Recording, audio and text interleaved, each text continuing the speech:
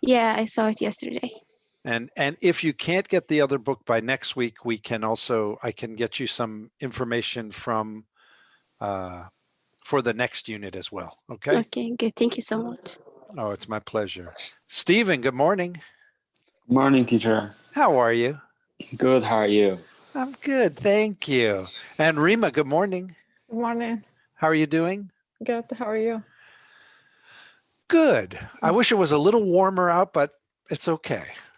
And who is that I see? Someone named Beth? Yes. I'm here. Hello. How are you? I'm good, thank you. Good. You have all we see is your profile. It's very dark on your face. I know. It's because of my room, but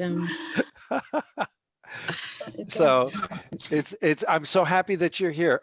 Oh, we can see you. oh.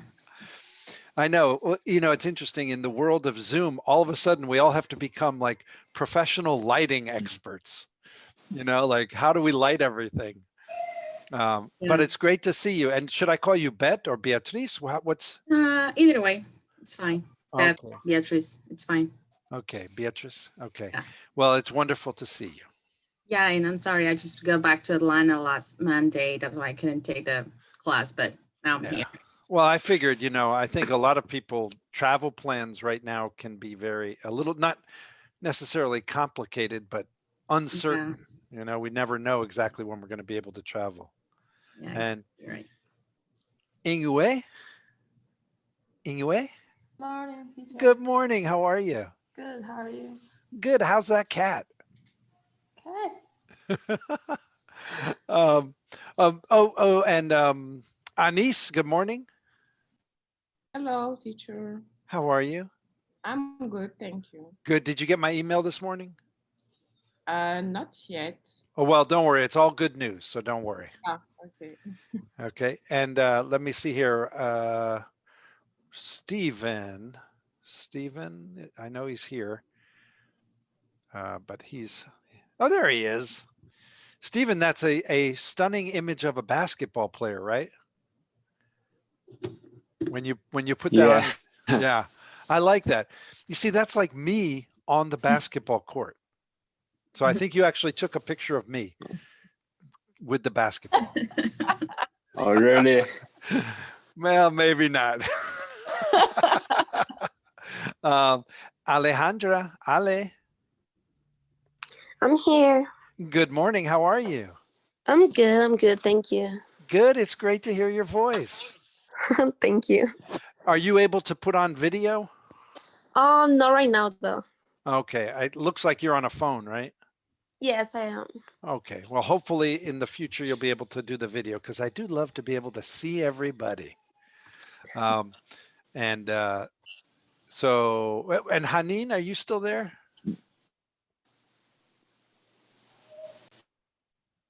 Yes, I am here. Oh, there she is. Hello. Hi. Hi, guys. Okay. Well, I think we're going to get started. And let me see what I can do. Did everyone have a nice couple of first few days of classes? Yep.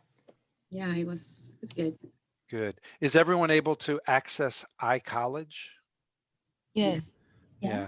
We had, and it wasn't just our program, but a lot of classes at Georgia State. There were a lot of complications about the iCollege system. I'm not quite sure why, but they started changing different classes and moving people around. But I think we're all set for our class. So if you have any problems, please let me know, okay?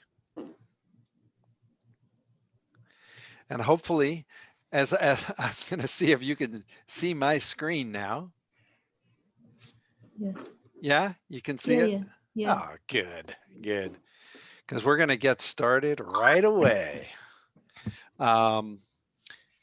So first thing I just want to mention, as we were just talking about, we have our iCollege site. One of the things that I try to do for all of my classes, but especially for this class, is we have a phrase with online learning and teaching, it's good to have redundancy. Does anyone know what redundancy is? Repeat. Exactly. It's like when you do things more than once. So, for example, my nephew came to Atlanta from Dallas, Texas, and he flew on an airplane over Christmas. And he had a mask on. So wait, he put on a mask, and then he put on a second mask, and then he put on a third mask. That second and third mask are examples of redundancy, because he was trying to be extra careful. Now, Enrique, you can tell me, is that going to help? I don't know. No, not necessary. Not Yeah. necessary to put two a mask. No, no. Yeah. Okay. That's what I thought too. But Mm. it's interesting because I think for him, it made him feel better. He felt more calm in the airport. But in our case for iCollege, what I try to do is provide redundancy or sort of a repeated way so that you can see things, for example, your assignments in more than one place. Because I don't know if you've had this experience, but I have, where, for example, on iCollege, I know there's something there and I cannot find it. Like I'm looking for it and I'm like, I know I've got this assignment, but maybe it's listed as an assignment or as a quiz or as a survey, who knows? And so what we do is I will give you announcements. And if you see on this screen where it says there's the announcement there, where you will be able to find in the announcements almost everything that we're doing in our class. So for example, for Hanin, when she first logged in, she couldn't hear anything, right?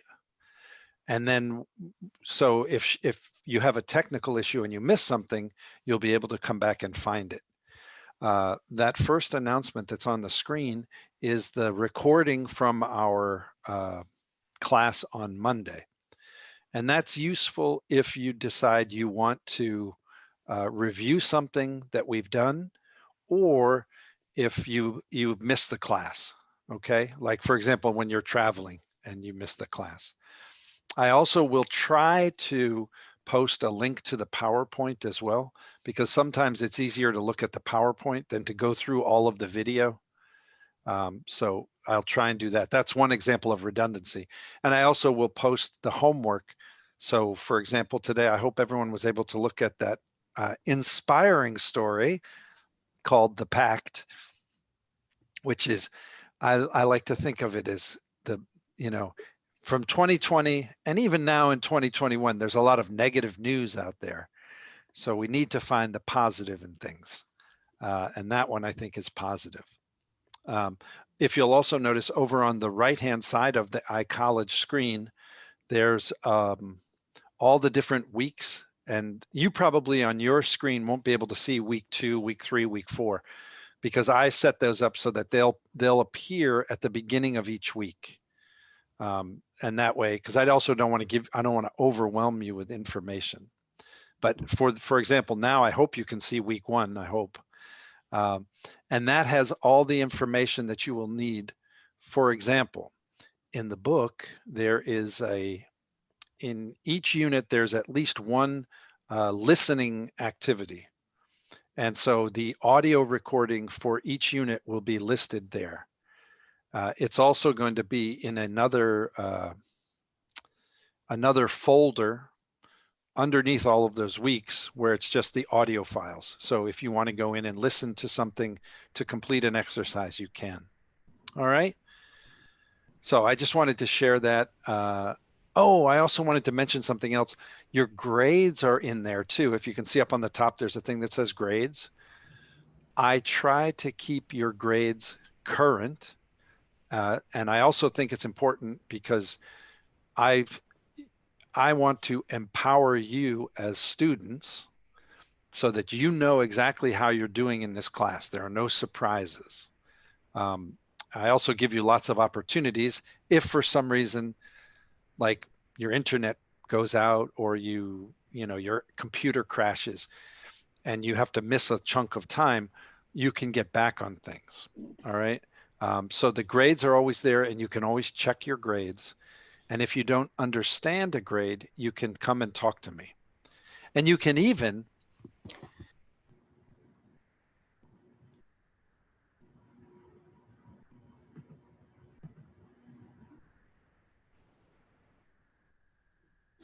Excuse me? Oh, we can hear you. I can hear you. You're muted. Yeah, I can hear. hello, am I back? Oh yeah. Yeah, Yes. you are back. I have this little thing on my headphone, and it's got a button,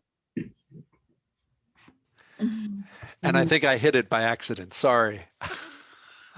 Thank you, Christina, for letting me know.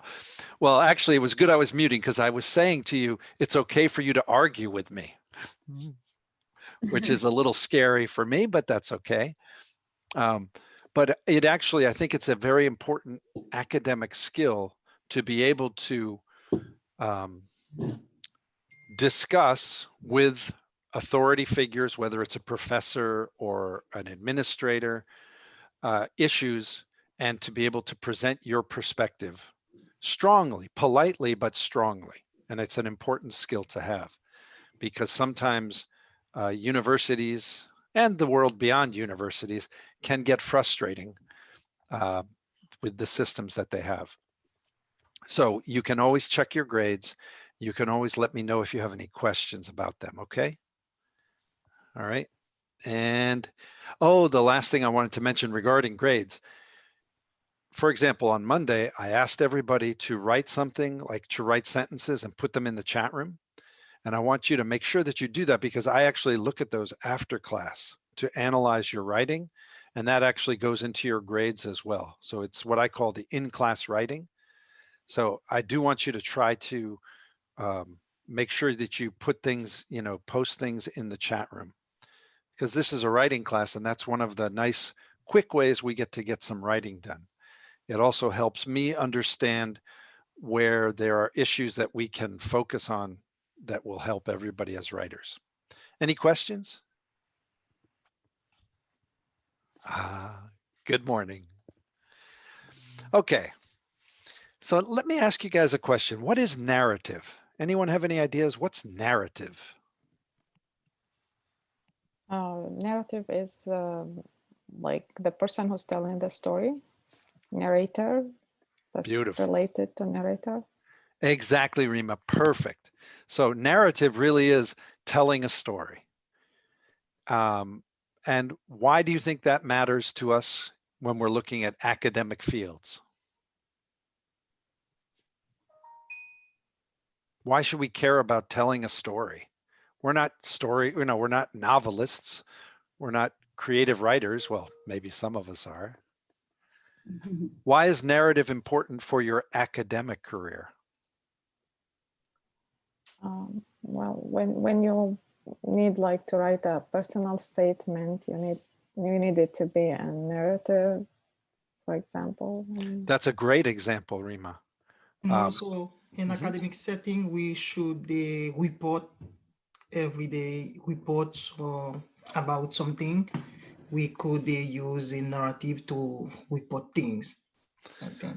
Yeah, well, and I think Enrique says that's perfect, because yeah, I mean, really, in any academic setting, you're still telling a story. And part of telling a story means you need to engage the person that you're writing to. And I mean, if we didn't have that component, all we would need to do is just give people charts with numbers to say, here's the number of people, here's the number of infections, this is the percent, and just give them the chart, and you don't have to tell them anything else. But that's not how communication works. People live with stories. So if you want to be effective in your academic careers, you have to be able to tell a story well. And that can be spoken when you're giving a presentation, or when you're talking to a professor, or when you're working in a small group, or it can be written. Different fields have different degrees of that. I just learned from my friend Bruna that she's interested in psychology, right? And what do you think about storytelling in psychology? Oh, it's all about your communicating with your patient and having your own files where you describe the situation of the patient. So in a way, you're telling a story. I mean, writing a story on the paper. Yeah, very much so. I mean, and I think a field like psychology, storytelling is so critical, and that's often what they call case studies, which is also true in business. One of the things I always thought, well, accounting is just about numbers, but you also have to tell stories in accounting, for example. Um, and in public health, certainly there's a lot of storytelling, because you have to, part of what we do in an academic setting and beyond in our professional settings as well, is we need to persuade people. And part of the way that we persuade people is we engage them and we make it matter to them. And when someone tells you about a family member who has become sick because of this pandemic, that's much more powerful than just stating numbers, you know? So that's something that we need to do. And I also just want to mention, hello, Ismail. Hello. Good morning. It's great to see you. Me too. And oh, okay, yeah, I think everybody's. Oh, T is here. Hi, T. Hi, teacher. Good morning. So anyway, so narrative, as Rima was saying, it's storytelling. So now, anyone know what is the American dream?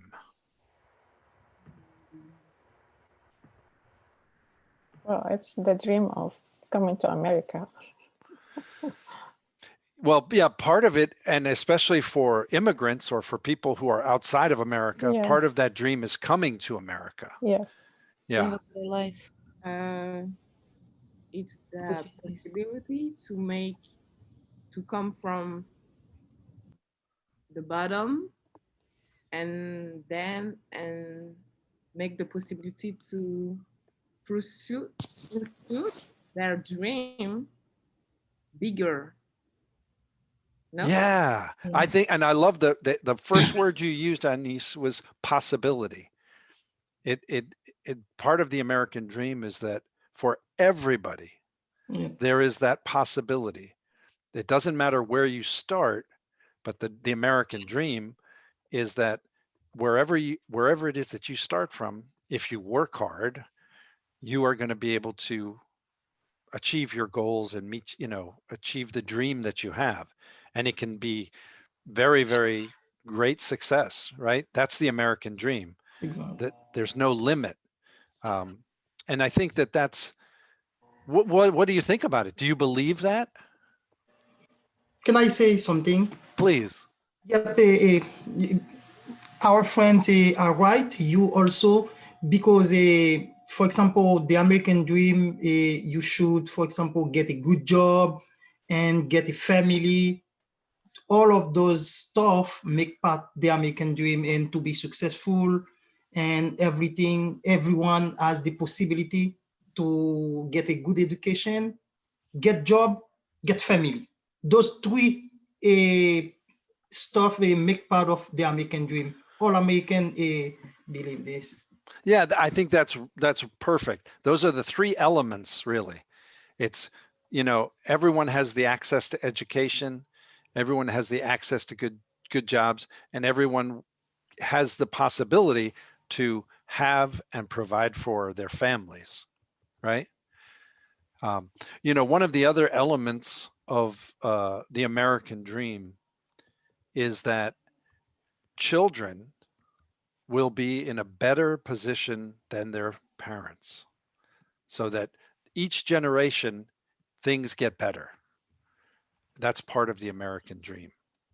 And so let's go back to that question. Do you believe this? Yeah, I believe that. Okay, so Christina, you say yes. Yes. Yeah. Because if you don't believe that, it's hard for you to doing that. Yeah. Well, it's interesting because, part of it is believing in it makes it easier to keep going. And Yeah. I think probably everybody in our room right now, we either have experienced or we know people who have experienced great challenges, right? And so the belief that we can we can rise above the difficulties that we face. Or if it's not us, and I'll put myself in this category because I'm a little bit older than the rest of you, our children can do that, then that's a very powerful component of the American dream, that belief. That's really a very good insight, Christina. What is that? Does anyone think that maybe there are some issues, some problems with the American dream? And it's okay. It's okay to criticize it.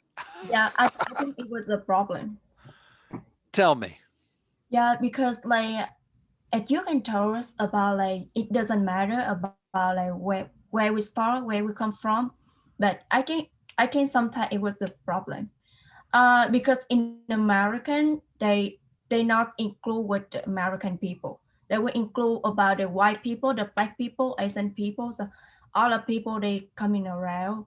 So I feel like sometimes because like English is not belong into Asian like their mother language. It was the secondary language. Right. So sometimes it's hard for us to achieve something like the same thing with American they talk because like sometimes we cannot understand about exactly what they mean. Yeah, that's a really good point. And I think Christina, you've raised another excellent point, that the American dream in its sort of basic sense kind of thinks everybody's on an equal footing, so we can all do this. But the reality is, and I think we all see this, not just in this country, but in other places as well, that where you come from, your background has an impact on how easy things are or how difficult that they can be.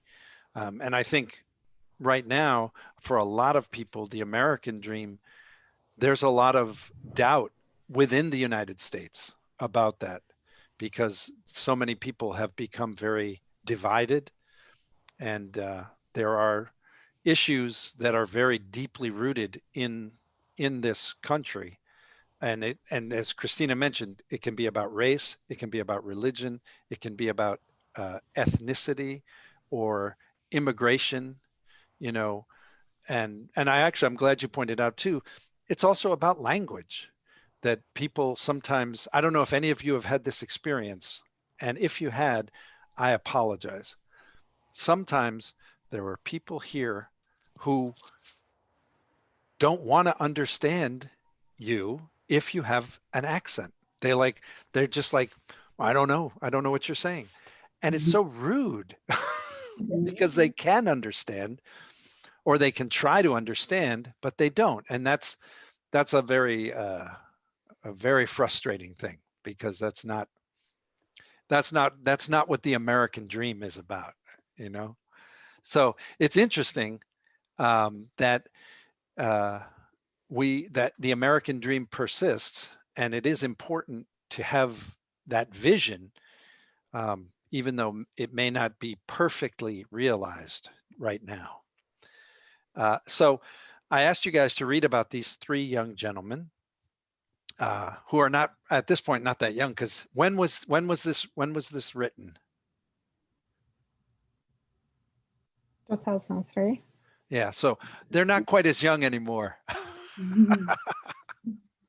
But they're still doing well, and it's interesting, we have a phrase in English that you can do well and you can do good, because to do well means that you personally are good, are okay.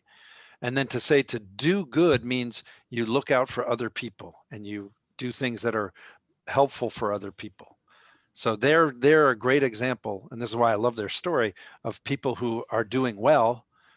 They're doctors, but they're also doing good. They're helping other people. I want to look at something with you, about now. I love, of course, the reading and the story, but I love in my heart grammar. So I'm going to ask Ismael. Ismael, could you read for us the first two sentences that you see there where it says "for many years"? Sure.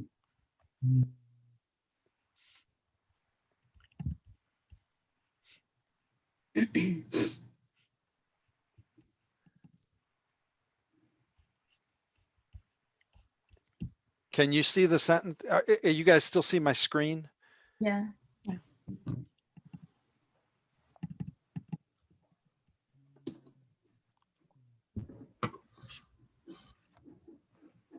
Can you see it, Ismael? Or Sure. it's okay.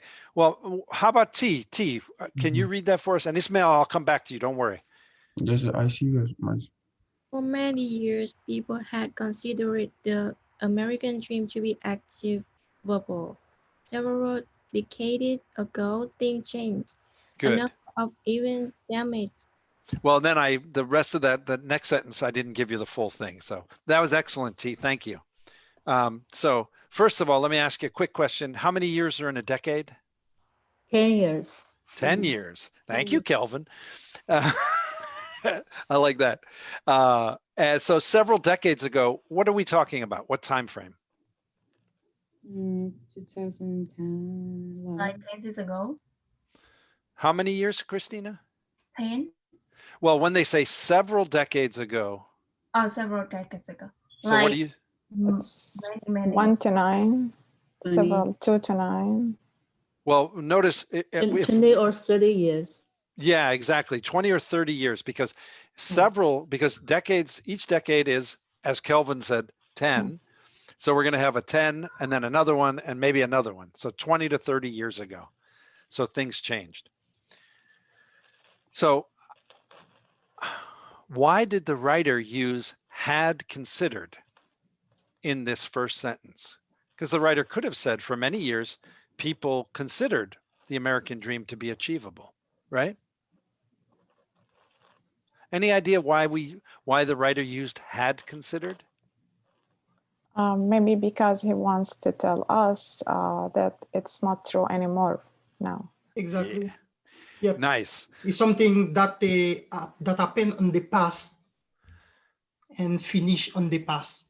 Nice. Yeah. So now notice one of the things that you can do is you could say for many years people considered the American dream to be achievable, because that also means it's in the past and it finished in the past.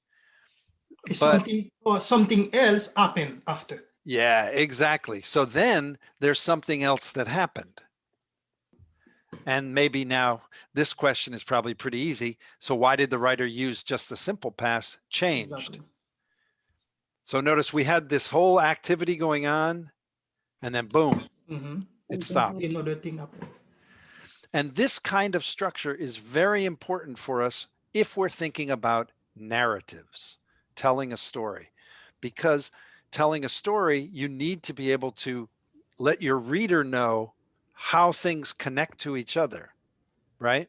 And one of the ways that we can connect to each other, have ideas connect to each other when we're telling a story that's happened in the past, is by using these structures. And that's what they did. So we're going to talk a little bit about grammar. I want to point something out. I'll be doing this on occasion, and you guys, I know you all are great admirers of me, even though that may shift a little as you hear me talk more and more about grammar, but I think it is important. So as you're doing this, if you want, you can take notes as we're talking about these things, but also remember that these are all in the book that you have. This is starting in Unit 9. And I want to just talk to you a little bit about this, the past perfect and the past perfect progressive. Just as Enriquez was saying that the past perfect and the past perfect progressive can be used to contrast earlier background events with a specific action that happens in the past. And do you guys know what I mean when I say the progressive? Continuing. The ing form? Yeah. So, some grammar books will call it the continuous or the progressive. So it just means it's when you have like, I am talking, that's the progressive. Instead of say, I talk, I am talking. I ran, I was running. Well, I wasn't running, I was walking, but that's my own problem. All right. So by the 1990s, housing costs had increased dramatically and job security had become much less certain than for previous generations. That sentence is setting us up so that we know that the next thing that's coming is going to be something that sort of comes after these events. Oops. I keep running into my thing here, sorry. All right. And then when Bob got his first job, his brother had already been working for several years. And again, that's showing us the relationship between Bob and his first job, and then what his brother had been doing before that. So we use this past perfect to describe the first of two complete events that happened in the past. And then the second one, and typically that's going to be for you as a writer, the more important one, the thing you want to emphasize, that you'll just use the simple past. By midnight, he had finished most of his work, so he decided to go to bed. All that evening before midnight, work, work, work, work, work, and then boom, the decision was made. Mhm. You can use the past perfect with time clauses like when, by the time, and while. So when she arrived, the class had already started. By the time she registered for classes, the semester had already begun. Now notice that here, those time clauses like when, by the time, and while are typically going to be used using the simple past, and the main clause will have the past perfect.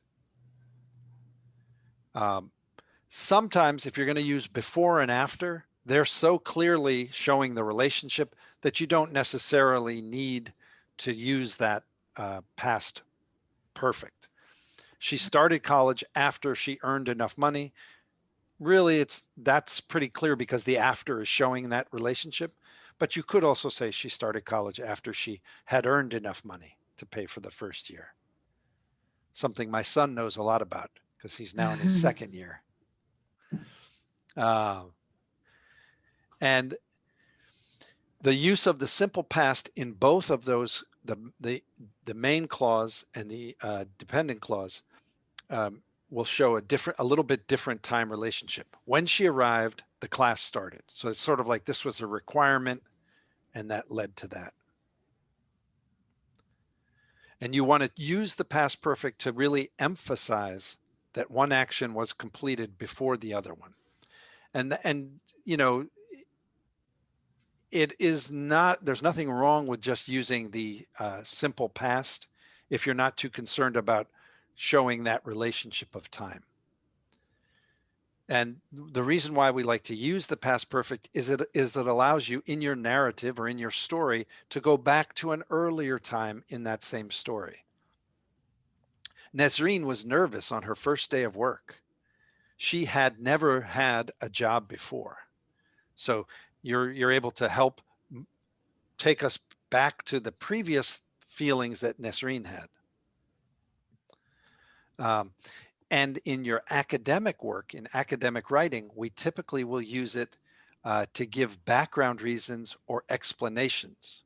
So for example, and I'm thinking Henri Iglesias is in public health, you know, if there was an event, like a super spreader event, where something happened that had a dramatic impact, you could use the past perfect to sort of set up these things that are coming before that. For many years, many people had considered the American dream to be achievable. Then the economy changed. So that's a great way to, it helps the reader understand how you're laying out this narrative. And when they understand it, they're engaged. And when they are engaged with it, they stop thinking about you as a writer and all they think about are your ideas. And that's what we want. We want to be invisible writers. We can also use adverbs of time to emphasize that earlier thing. So as I said, they're not always necessary, but it can emphasize. No one in her family had ever attended college before. She'd already talked to a few colleges, but she hadn't applied yet. She needed to find a way to pay the tuition. And they had finally applied for a grant and were waiting for a final response. Okay, so all of those things are ways to help add more context when you're trying to tell that story. And then there's not a whole lot of difference between that past perfect and the past perfect progressive. It's more likely, here we use the past perfect. They had experienced many challenges, so they decided to make a pact. You could move it into the progressive.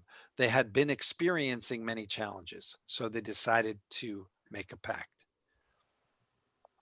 You don't want to use this form though with, forgive me for this grammar term, stative verbs. And those are verbs like to be, to know, and to seem.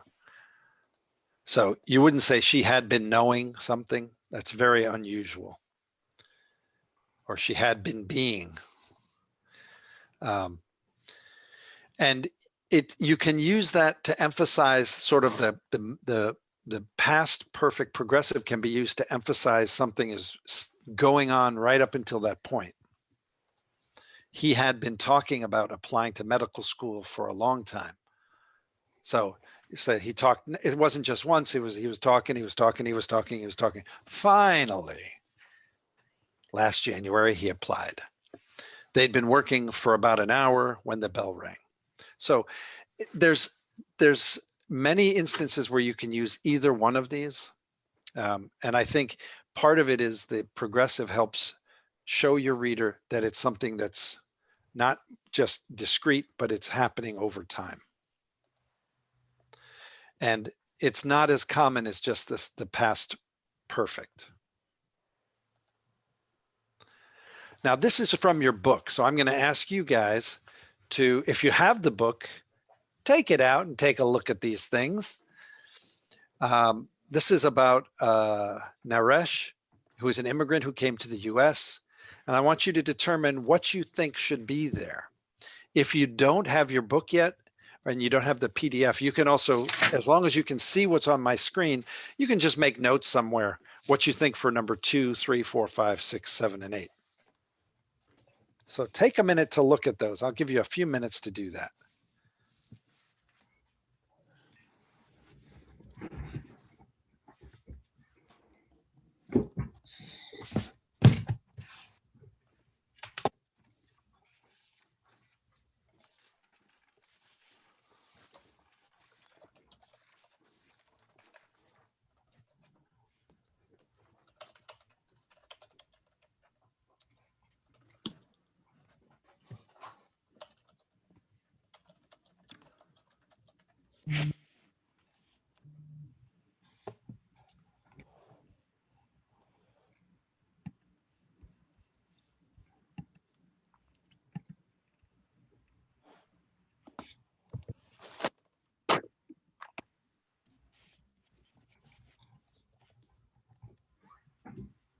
And one thing is you may notice that there might be different options. So just pick the one you think works best for telling the story.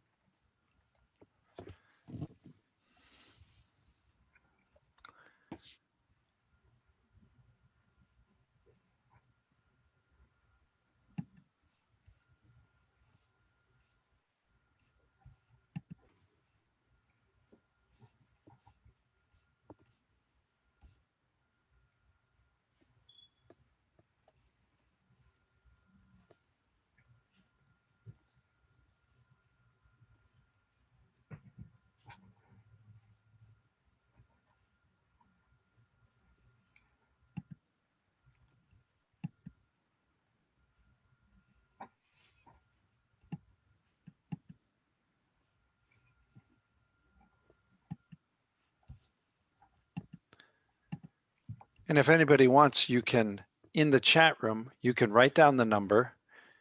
You can write, you don't have to write the whole thing. You can just write the verb, a slash, and then the second verb. And I just did an example for the one that's already completed.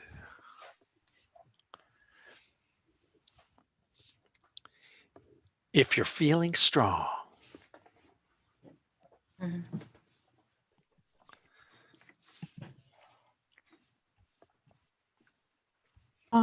Excuse me, I didn't get what you just said. Did you say that we need to send it in the chat or something? Oh, if you want to, you can choose any one of theirs. There are 7 of them here, number 2 through 8. You can pick one number and you can put in the 2 verbs that you think. And I put one in the chat room. So I wrote number 1, had studied / came.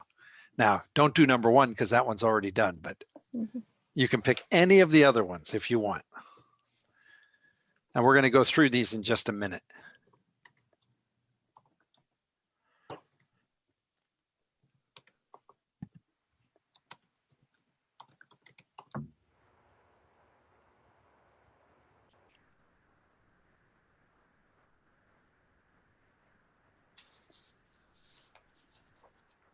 Christina, good job. I have the same.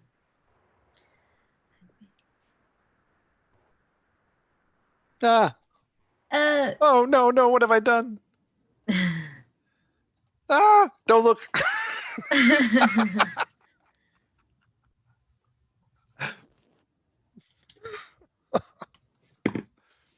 Thank you.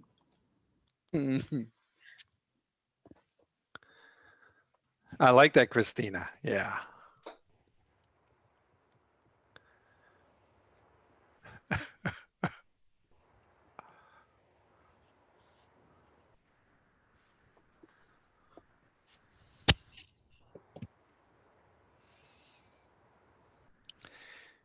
And what's interesting is, as a writer, when you're making this decision, and it takes a little while to figure out how to do this, as a writer, making that decision makes it easier for your reader.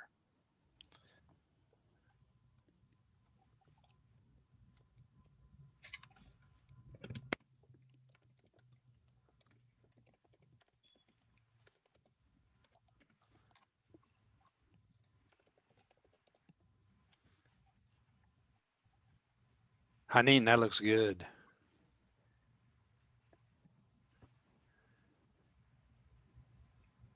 Ingyue, nice.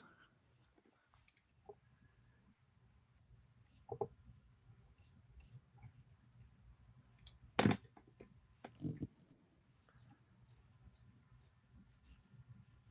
right, hold on.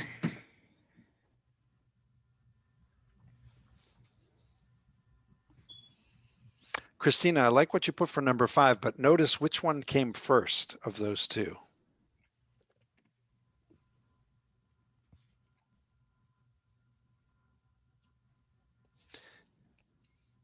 Because in the narrative, it's useful to use the past perfect for something that comes earlier rather than later.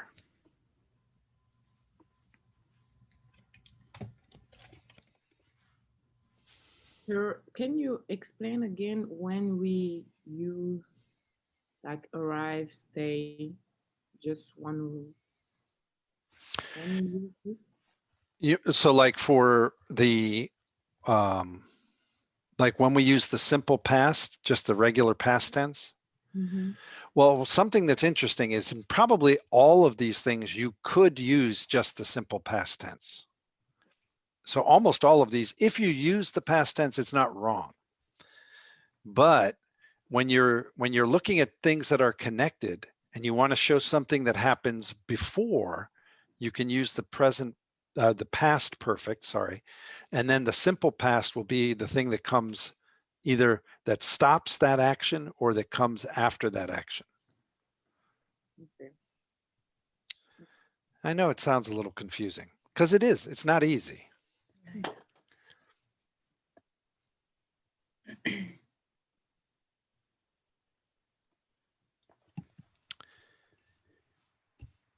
Ingyue, notice for number 7, which thing comes first and which comes second? First, Nereus live on his own.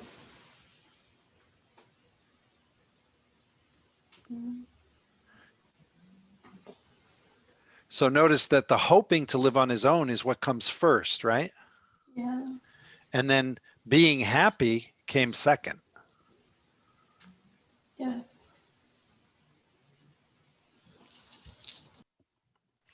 Okay, guys, I'm going to pop up the answers, this time on purpose, not by mistake. All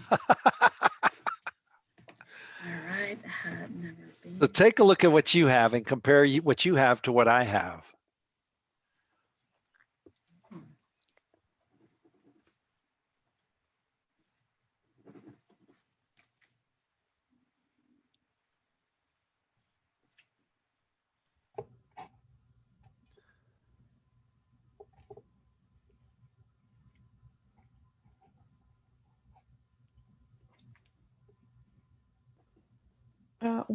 Where is this going to be? The answers. Oh, they're in. Oh, that's a good question, Rima. So the answers, what I do is I post in iCollege all of the answers. It's called the answer key for each unit.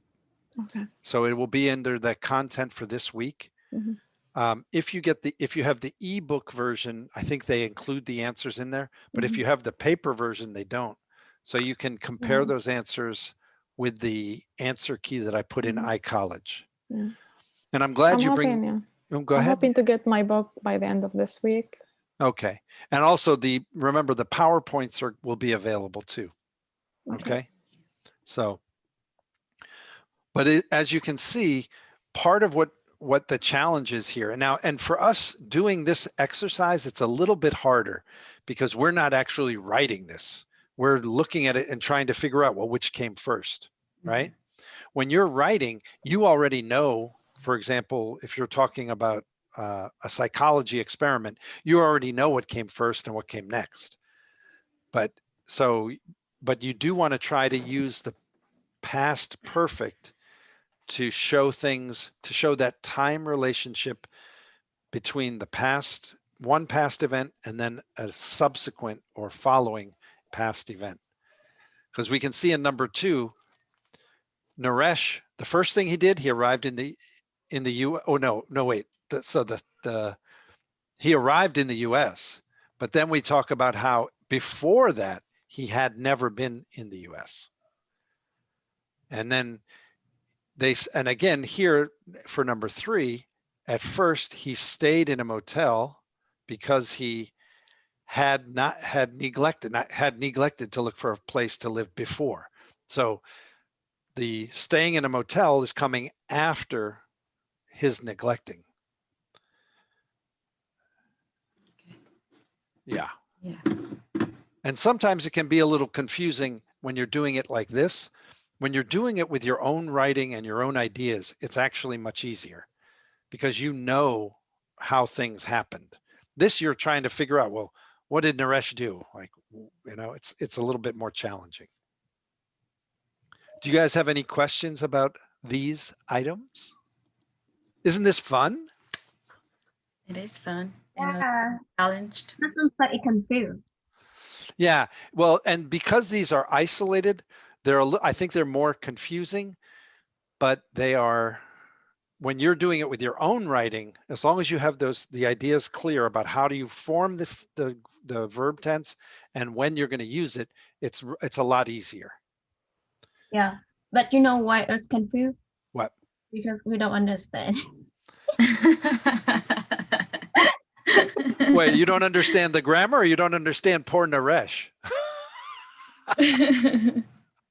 Okay, I'm going to change the slide now. Okay. Okay. And this is also from the book. This is about a South Korean woman who moved to the US. Here it's just looking at if it's going to be the past perfect or the past perfect progressive. So take a look at that and see what you would think. Just take a minute or two and see what you think.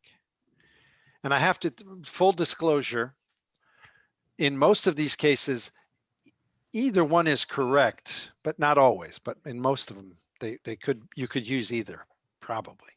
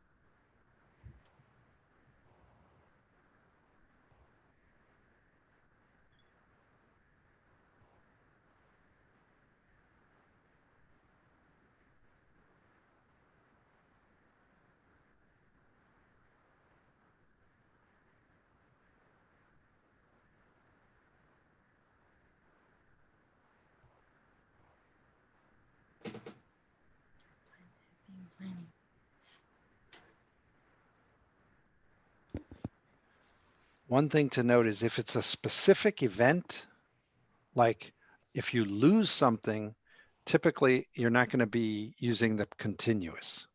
So if it's something like you start something, you begin something, you end something, that's almost never going to be in the continuous.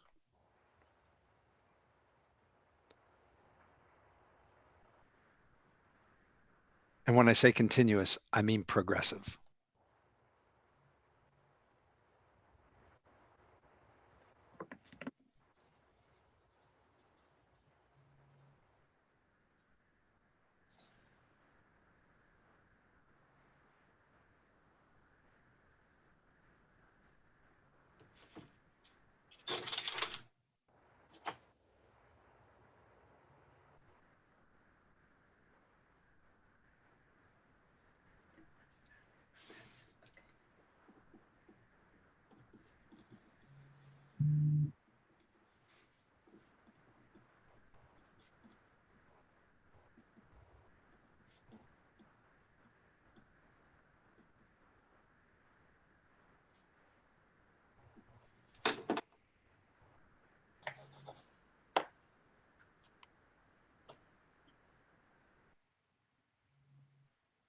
Because I like you guys, I'm going to show you some answers.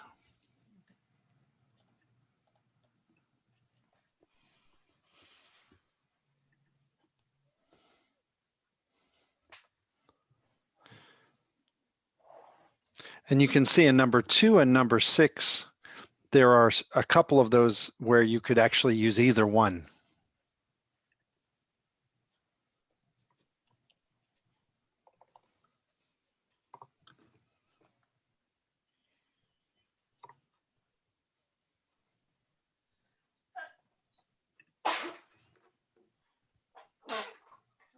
Bless you. Thank you.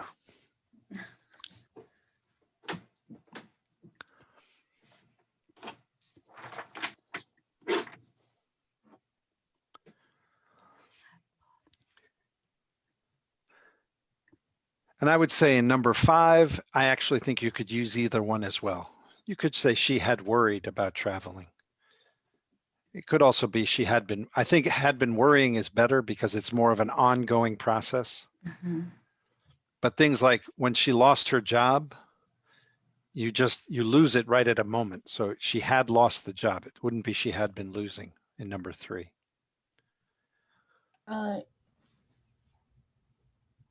So excuse me, teacher, about number 2, in the second, so we also could you both like had wanted and have been wanting? Yeah, either one is correct. And that's one of the things to remember is that a lot of times the progressive can be used, or when you can use the progressive, in many cases, you can still use the simple past perfect. Mm-hmm. And again, it depends how much emphasis as a writer you want to put on it being sort of a stretched out thing. She had been wanting to return, or she just had wanted to return. So that's a writer's choice. Okay. Any questions here? I guess I need to study really good those past perfect. Yeah. And one of the things is, as I mentioned in class on Monday, there's a quiz for the end of this week. And it includes these things. So you can take the quiz and see how you do. It'll tell you what the right answers are, what the wrong answers are. And then if you don't like your grade, you can take it again. The other thing that you can do is you can, if you find one of the grammar concepts that you find is confusing or you're not quite sure about, we have a great set of tutors, online tutors that can come and you can set up a weekly time, or you can just go in and talk to them and you can show them this specific thing and work with it. Okay. You can also come and see me in my virtual office hours and we can talk about it too, because I'm happy to do that. I'm also happy to give you this short writing assignment before we take a break. I want you to write one sentence about something that happened before a big event in your life using these verb forms. And this is a true story about me. I had been practicing my Spanish for months before I moved to Caracas, Venezuela. So are you in Venezuela? Are you in Venezuela? Can't you see I'm in Georgia? No, that's fake. No, I lived in Venezuela for about 7 years, but I don't live there now. Right now. It's a wonderful place. Venezuela is a beautiful country. Incredible people too. So what we need to do is I want you to think about some important event in your life. And then I had been practicing, but I want you to use some sort of past perfect or past perfect progressive to show something that happened before, and then boom, use a simple past verb for the big event. So, and please post that in the chat room. Okay.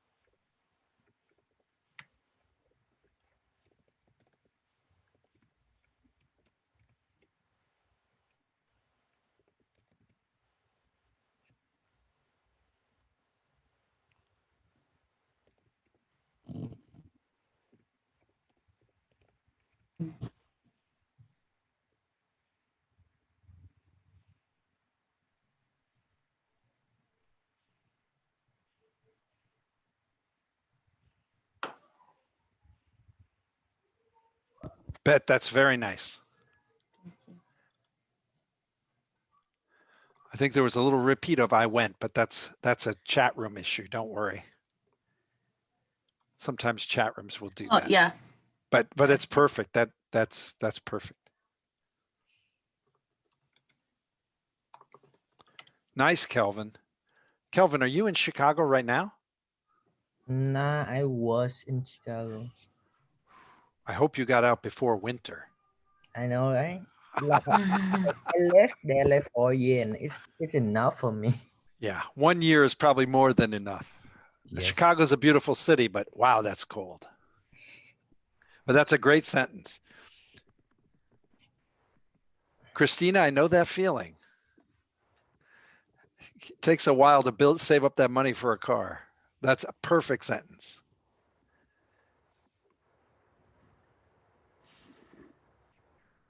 Nice, Hanin. Very nice.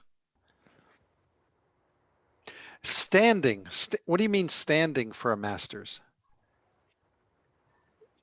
Is that like studying or preparing or? Yeah, I mean studying, but Okay. Okay, no, but that's good. Sometimes we have differences between the US and the UK, the British English. So I thought, well, maybe there's standing, but. No, it's studying, but I made a mistake. I will correct it now. And what do you study? What are you going to study? Autism. Oh, so like, is it like special education or is it like? Yeah, special education. Wonderful. Wow. That's great. And will you be at Georgia State? I hope so. I hope so too. Good. Nice, Rima. Kids are the best. Kids are the best. Although for anyone who's younger, no rush. You don't have to rush. Yeah. But they are Please great. don't. But that's a perfect sentence. And actually what I'm seeing from all of you right now is you're using this to create a narrative, and that's a wonderful skill to have. Nice, T. That's good. So you studied for 1 year, T? Or Yes. years? Years. Yeah, I had a feeling.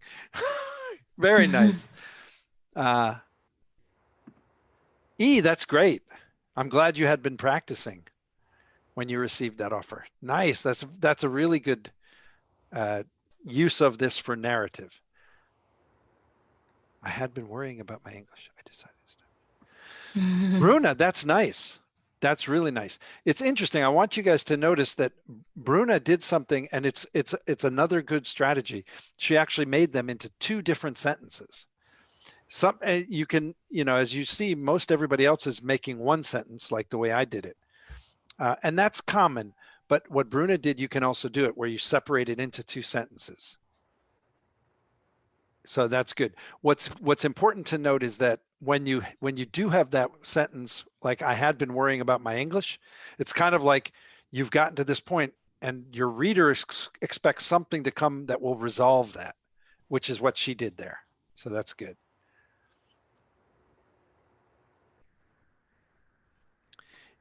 Ingyue, I like what you wrote, but I want to find out, when you said I had been taking the exam, was it one time, like a one-time exam, or was it over a period of time? One time exam for 3 days. Yeah. So what it might be better with that, because it's sort of more of an event, you could say I had taken the Chinese college entrance exam. It would be, you could have said I had been studying for the Chinese college entrance exam, because that would be over a longer time. You see what I mean? I see. But that's a really nice sentence.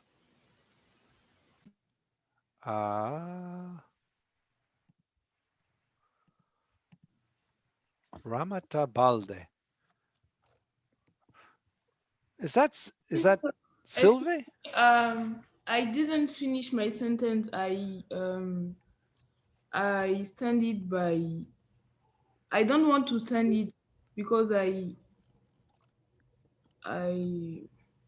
didn't finish my sentence. Okay, well I'll let you finish it. Don't you worry. Okay. And then Enrique, I had been living in Cuba for 7 years during my medical studies. By the time I came back to my home to take care of my fellow citizens. Yeah. I like that, Enrique. The only thing is, I don't know if by the time might not really work, because it might be, you might want to just say before. Yeah. Or when. You could say When, before yep. I came back, or when. When, yep. Yeah. And also take it of. And take care of. Yep, exactly. Yes. I'd been studying for a master's degree in Saudi Arabia before I moved to study in the US. Oh yeah, there it is, Hanin. I was always ashamed to express myself. Ismail, I like what you've written there, but I think what you need to say, what you could do is you say, I had always been ashamed of myself, or I had always been ashamed to express myself in English until I knew its importance. And Ismail, you never have to feel ashamed. You're doing great. Anis says, I had been living in Belgium until I decided to move to the US, I think, Anis. Nice. And the US always has the article the US or the USA. For Stephen, I had been playing basketball in my high school before I came to the US. Stephen, why am I not surprised? I had a feeling basketball was involved. Very nice. And guys, I want to give you these look really good. Please make sure you put something up here for me.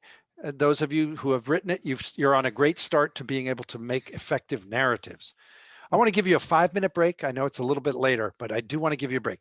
Take a break, 5 minutes, okay. Shake it out, drink some water, and come back in 5 minutes, okay? So it's like 11:08. I'll see you 11:13 or so. Okay, going to the bathroom.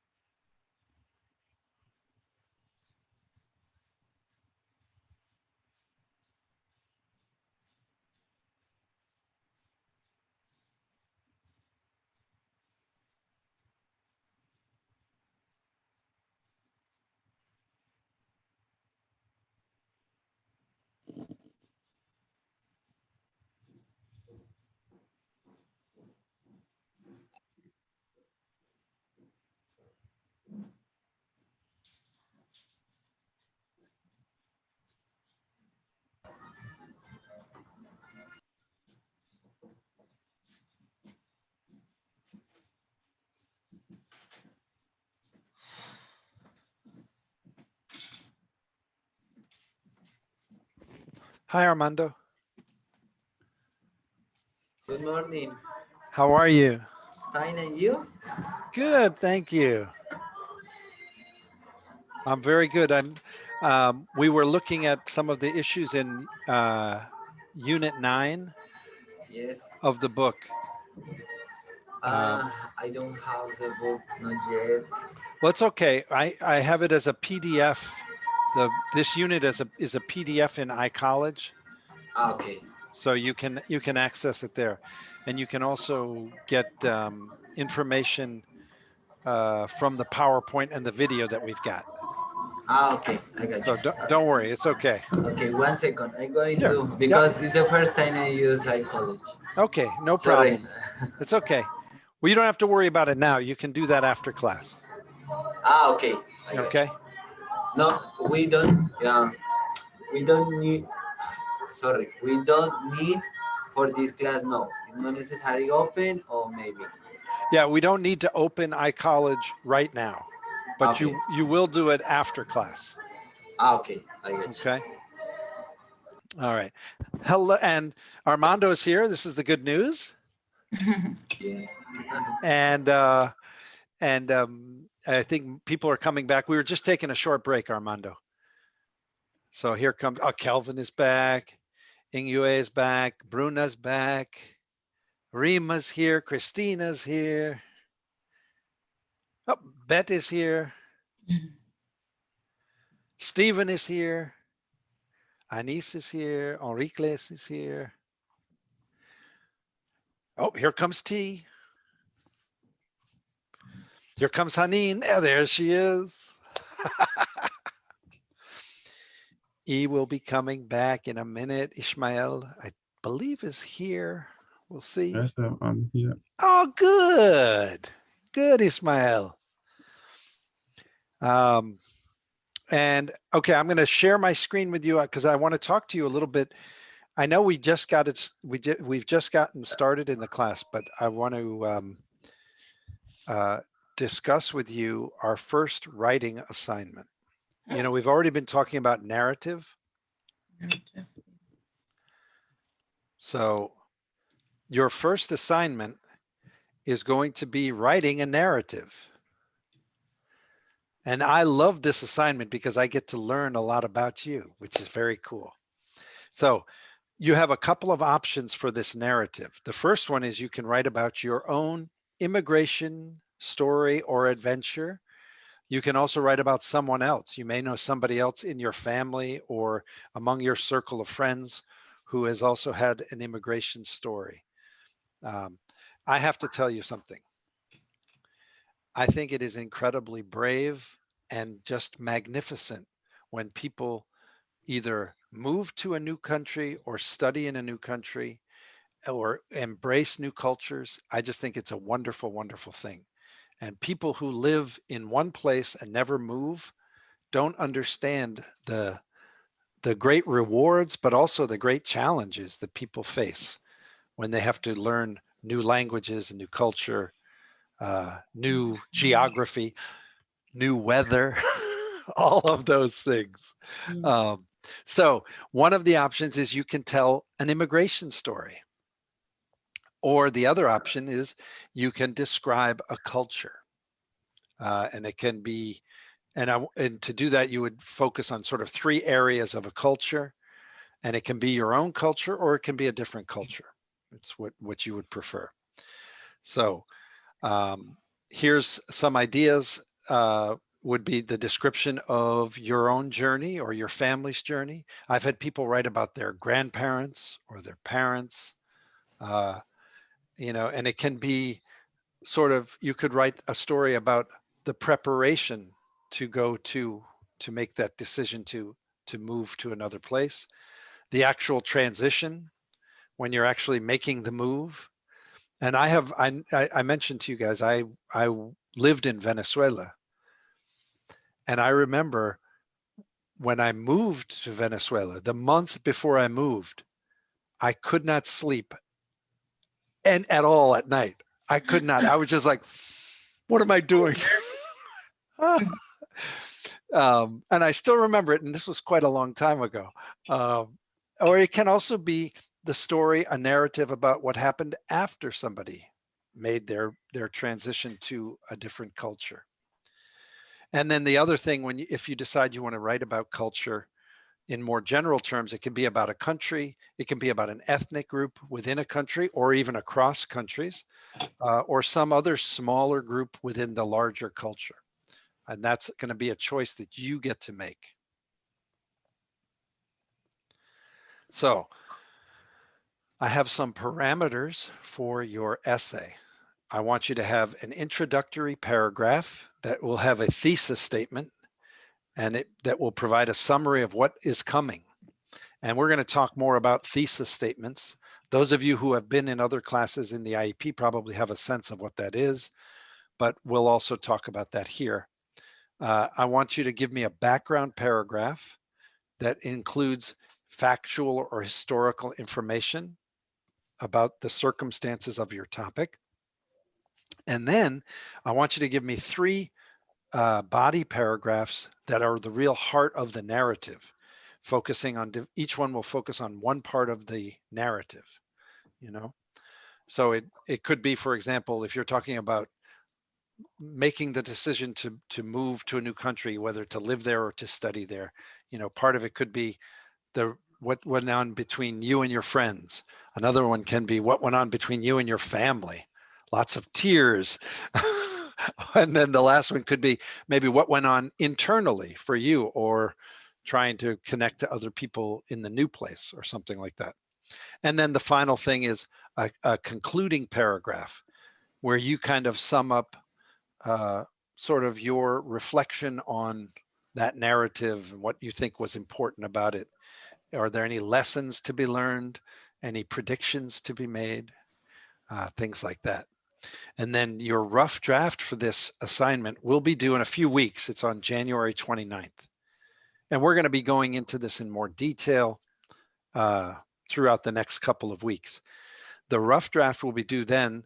What happens is you turn in your rough draft, then I am going to give you feedback on that rough draft in about a week. I try to get it in about a week. Then you have another week in which to revise it. And then you will give me a final draft that is so beautiful that I will cry. And I'm a very tough guy. I don't usually cry, but your essay will be so beautiful. It will bring tears to my eyes. Okay. Any questions about this essay? Is there a specific format we need to put it in, like Word document, or like, can we do it like handwritten? Excellent point. Yeah, there is a specific format, and I'll share that information with you, but it will be in a Word document. And I'm going to ask you to, you know, there are certain parameters. And the reason why I ask you for those parameters is that's typically what will be requested in any academic course here in the US. So it's, you know, it's got the certain margins, the size of the font. So it's 12 point Times New Roman font. But we'll go over that all together as well. But there is going to be a specific format for it. When you first start thinking about it, you can do whatever you want. You know, you can handwrite. I love to handwrite things. Yeah. You know, see here. I handwrite all the time. But yeah, for the submission of the rough draft and the final draft, there's going to be a folder in iCollege that you're going to submit it to. But question, we're gonna be working during these days for the essay, or just you want the essay upload? Oh no, what we'll do during class, we're gonna continue moving forward in our book. Oh, and okay, then there'll be things that we're working on, sort of grammatical terms and our grammatical features that I want you to work on. But we will also do some exercises or some activities in class that are connected to your essay, but it won't be the entire thing. So we're still going to be doing other things along with that. Okay, got it. Thank you. That's a good question. That's an excellent question. Any other questions?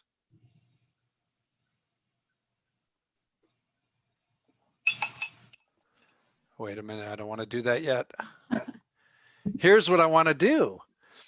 I'm going to put you into a small group and I want you guys to talk about some ideas that you might have for this essay.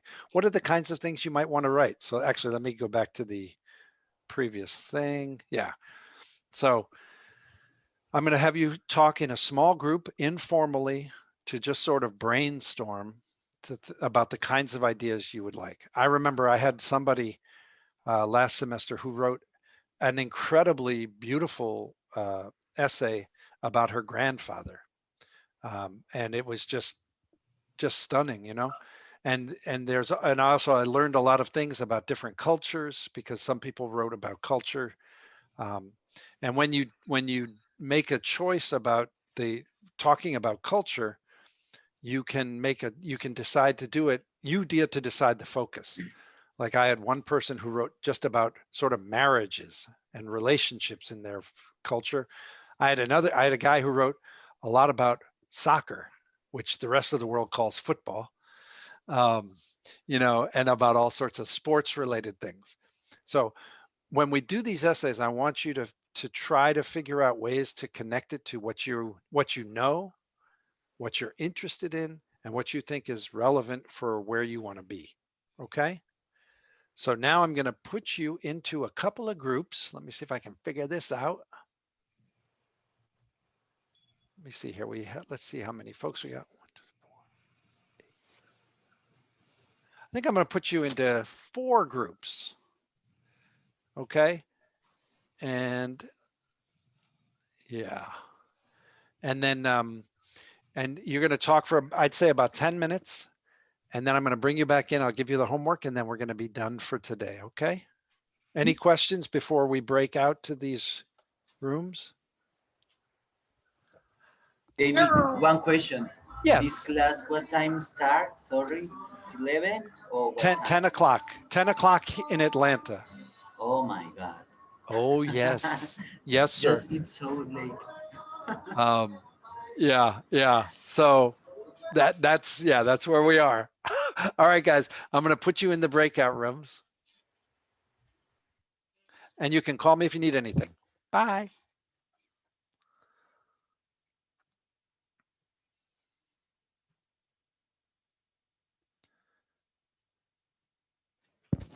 Bet, are you still there?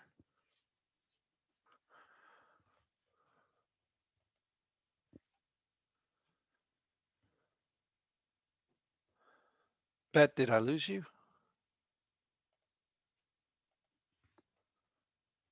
Okay.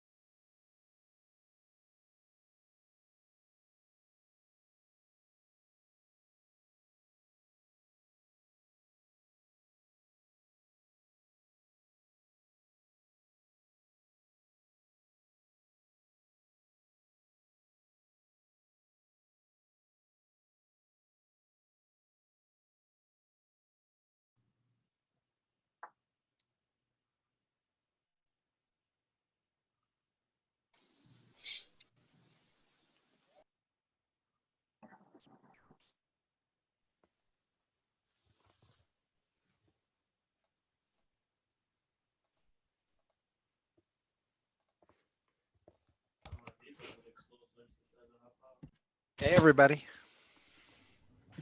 No, sir. I hope you were able to share some preliminary ideas. I want you to keep thinking about that. You don't have to make a decision now, but we're going to talk about it more on Friday. And I just want to mention that the homework that you have is there's a set of exercises in the book. We've already done a couple of those. And I encourage you to complete those exercises in Unit 9 by the end of this week. It's something, those are things that I think are good for you to do. I'm not going to be checking that, but you will have that quiz that's going to be due on Sunday night that's based on that kind of material. So I encourage you to do that. And as we were talking about earlier, if you have questions about anything, whether it's about the essay or about the material that we've gone over in class or about the material in the book, you can talk to me, or you can also, we can work with a tutor where you can set up a weekly session. And those are a great opportunity to work on things. In the past, some of my students in level 5 have used the tutor. It's a great resource if, for example, as someone mentioned earlier, if you have to write a personal statement, it's something that's where you could work on that with one of the tutors, as well as anything from any of your classes, including ours. Please don't forget to send me that introductory video. I'm looking forward to it, to learn more about you. And that's also the link for that is in iCollege, and it's due by Sunday night. If you're running into trouble trying to get it into iCollege, you can also email it to me. That's fine. Okay. I want you to start thinking about those ideas for your first essay. I'm also going to ask you, I apologize. I know some people put their phone numbers in our chat room last time, but for some reason, when I went to open the chat room, your writing was there, but all the phone numbers had disappeared. It was very strange. So if you can just email me your phone number so I can add it to the WhatsApp group, that would be great. And also check our page in iCollege for any announcements or updates. Before we break, does anyone have any questions or concerns?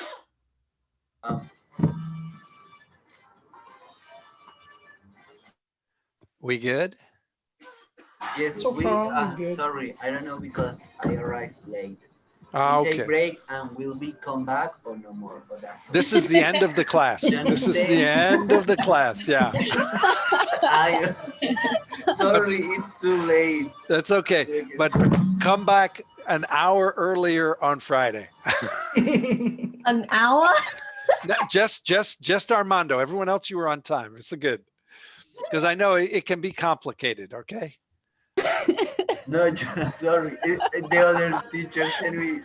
Okay, whatever. Sorry. It's okay. It's my error. Don't worry. It's okay. Any other questions? Be safe, everybody. Thank you so much. If you go out, please wear a mask. Okay. Yes. Or 3 masks. Or 3. Yes. Yes. Or 3. All right, Christina. Okay. Bye, everybody. Bye. Bye. Bye. Bye, and thank you. Bye. Have a great day, everyone. Bye. Leave meeting.